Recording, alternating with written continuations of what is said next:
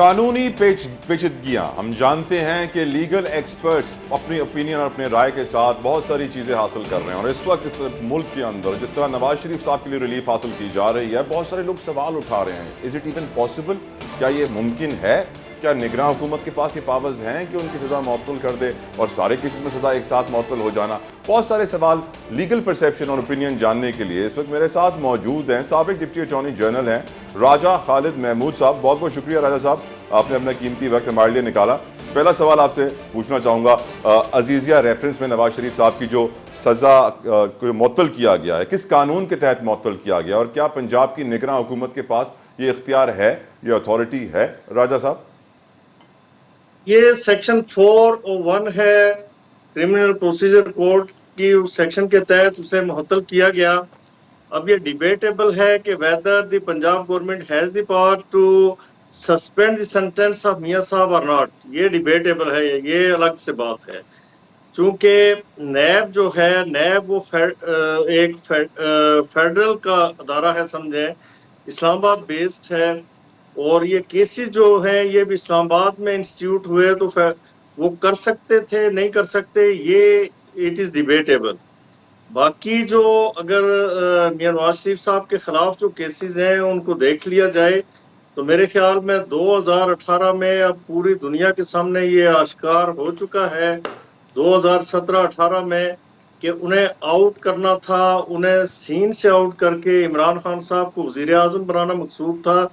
लिहाजा बेबुनियाद केसेस बनाए गए, जो बुरी तरह से नैब आजकल एक्सपोज हो रही है, और वो आके कोर्ट्स में माजरत खाना रोइए के अलावा उनके पास कुछ भी कहने को नहीं होता। और मुझे लगता है कि आहिस्ता आहिस्ता वो सारी प्रोसिक्यूशन वो विड्रॉ कर लेंगे। केसेस विड्रॉ करते हुए वो ये कहेंगे कि हमसे ये गलती हुई, ये केसेस ठीक नहीं बनाए गए। और वैसे तला साहब, मैं आपको हकीकत बता दूं, बिल्कुल दिल की बात कहता हूं, कि जो उस वक्त के चेयरमैन नैब थे जस्टिस जावेद इकबाल साहब, मुझे जस्टिस कहते हुए भी बड़ा दुख और अफसोस हो रहा है कि उन्होंने इंसाफ की धज्जियां बखेरी। वो खुद ब्लैकमेल होते रहे, उनकी हरकतें इस तरह की थी, आपको पता है उनकी वीडियो सर वो जब कुर्सी पे बैठे हुए थे तो सब सलाम करते थे, कुर्सी से उतर गए तो सब बुराइयां कर रहे हैं सर। सारे बिल्कुल बिल्कुल, आप ये तो वतीरा है ना, ये तो बहसियत कौम, ये मुनाफिकत है सर, और कुछ भी नहीं है ये सर। हमारा वतीरा। ये वतीरा है कि जब कुर्सी पे होता है सारे लोग सलाम करते थे, लेकिन मैंने उस वक्त भी कहा था कि ये जुल्म कर रहे हैं, लेकिन सर नाइंसाफी कमाल कर बात रहे तो हैं इस ये है ना कि मुल्क के नवाज साथ। शरीफ साहब आज कुर्सी पे नहीं है, फिर भी सब सलाम कर रहे हैं। सब सलाम कर रहे हैं, लोगों को अंदाजा हो गया ना कि नेक्स्ट वो प्राइम मिनिस्टर आ रहे हैं। ठीक ठीक है, उन्हें उतारा गया वही ना, इलेक्शन की तारीख का पता नहीं है, रिजल्ट का सबको पता है सर। जी इलेक्शन की तारीख किसी को नहीं पता, रिजल्ट सबको पता।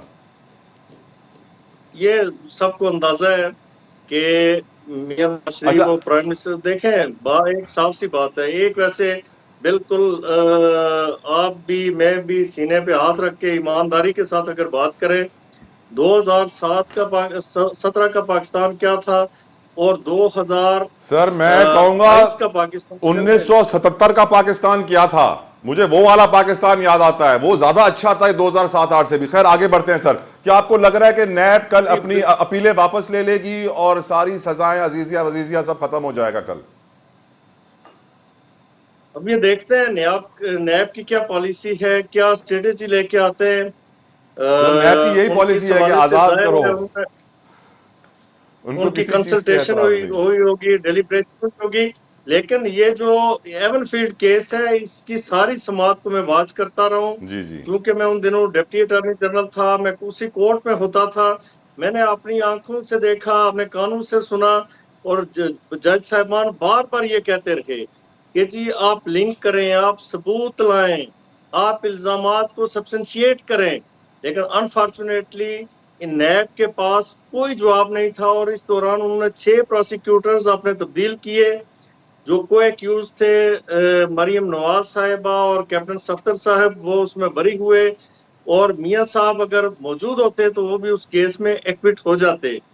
हमारे यहाँ राइट पता यह है कि ये सर, इस एक तरह की जरूरी सवाल पूछने पुलिस है, दें नैब राजा साहब, एक जरूरी सवाल पूछने दें जित प्लीज। प्रैक्टिस एंड प्रोसीजर जी तरामीम के बाद और इलेक्शंस एक्ट में तरामीम के बाद बताया जा रहा है कि आने वाले रोज़ नवाज शरीफ साहब अहल हो जाएंगे। उनकी जो नाअहली थी, एक तो ताहयात नाअहली ख़त्म हो जाएगी, 5 साल की नाअहली थी वो पूरी हो चुकी है, और 26 तारीख को आने वाले रोज़ नवाज शरीफ साहब अहल हो जाएंगे। आपके पास ये वाली इंफॉर्मेशन है सर? जी, मैंने सुना है इसी तरह से। आप जैसे जो हमारे तस्दीक कर देना सर। दोस्त भाई हैं, जी जी मैंने सुना है, लेकिन देखिए बात यह है कि permanent disqualification is nowhere provided either in the constitution or in the election act. कहीं पे भी इसका कंसेप्ट ही नहीं है। ये कहाँ से उस वक्त ये खोसा साहब, अजमत सईद साहब, गुलजार साहब, एजाज अफसर साहब लेके आए, ये मुझे समझ में नहीं आ सकी। ये आज तक ये थ्योरी मेरी समझ में नहीं आ सकी कि जो सजा प्रोवाइडेड नहीं है वो आप कैसे दे सकते हैं किसी मुलजिम को। ठीक। दूसरी बात यह है कि इलेक्शन एक्ट में तरमीम करके जो परमानेंट डिस्क्वालिफिकेशन है खत्म कर दी गई। वो उन्होंने 5 साल कर दी, और कॉन्स्टिट्यूशन में भी जो यानी जो डिस्क्वालिफिकेशन ज्यादा से ज्यादा मैक्सिमम डिस्क्वालिफिकेशन है वो 5 साल है। इससे ज्यादा आप डिस्क्वालीफाई नहीं कर सकते। ठीक राजा साहब। लाइफ टाइम डिस्क्वालिफिकेशन के दोनों के साथ, एक नहीं 2 बंदों के साथ ज्यादती हो, जहांगीर तरीन के साथ भी और मियां नवाज शरीफ के साथ भी, और वो सजा दी गई जो स्टैट्यूट में या कॉन्स्टिट्यूशन में कहीं भी प्रोवाइडेड नहीं थी, कहीं भी एग्जिस्ट नहीं कर रही थी। यानी राजा साहब ने कहीं पे तस्दीक कर भी दी कि नवाज मौजूद शरीफ साहब कल अहल हो जाएंगे। अब मेरा आखिरी सवाल आपसे सर बहुत ज़्यादा ज़रूरी है और पूरे पाकिस्तान का हर एक रहने वाला इस सवाल से जुड़ा हुआ है हुजूर। क्या पाकिस्तान में सबके लिए कानून बराबर है? ये सवाल मैं इसलिए पूछ रहा हूँ कि 2 साबिका वज़ीर आज़म है पाकिस्तान में जो अदालतों का सामना कर रहे हैं, एक को तारीख पे तारीख मिल रही है, एक को रिलीफ पे रिलीफ मिल रही है। क्या आप अल्लाह को हाजिर नाज़िर मानते हुए ये बोलेंगे कि पाकिस्तान में सबके लिए कानून बराबर है? देखें, पाकिस्तान में सबके लिए कानून कभी भी बराबर नहीं रहा, ठीक है, ये एडमिटेड बात है, इसमें दूसरी कोई राय नहीं। यानी आप कह रहे हैं नवाज शरीफ साहब को रिलीफ दिया जा रहा है अदालतों में? एक नवाज शरीफ की बात नहीं है, यहाँ जिसके पास भी पैसा था, किसी बड़े ओहदे पे था, आप देखें जनरल मुशर्रफ के खिलाफ एक चार्ज लगा हाई ट्रीजन का, वो उसमें कन्विक्ट भी हो गए, लेकिन 1 मिनट के लिए भी जेल नहीं जा सके। नवाज शरीफ साहब को सऊदी अरब वाले बचा के ले गए थे। जी नवाज शरीफ साहब को फिर सऊदी अरब के बादशाह बचा के ले गए थे उसी दौर में। जी देखे ना, नहीं वो तो बचा के ले गए, लेकिन मैं ये कहता हूं कि पाकिस्तान में कभी भी छोटे और बड़े के लिए यकसा कानून नहीं रहा। जो आर्टिकल 25 है उसकी एप्लीकेशन एक छोटे से मामले में बड़े का बेटा है उसे जॉब भी मिल जाती है, सरमायादार का बेटा है उसे जॉब मिल जाती है, किसी बड़े ओहदे पे भी पहुंच जाता है, सारा उसका उनकी नस्लें एडजस्ट हो जाती हैं। गरीब का बेटा डिग्रियां लिए हुए, कॉम्पिटेंट होने के बावजूद, इंटेलिजेंट होने के बावजूद, ब्रिलियंट होने के बावजूद वो बेचारा सड़कों पे धक्के खाता है, उसे उसका कोई पुरसाने हाल नहीं होता।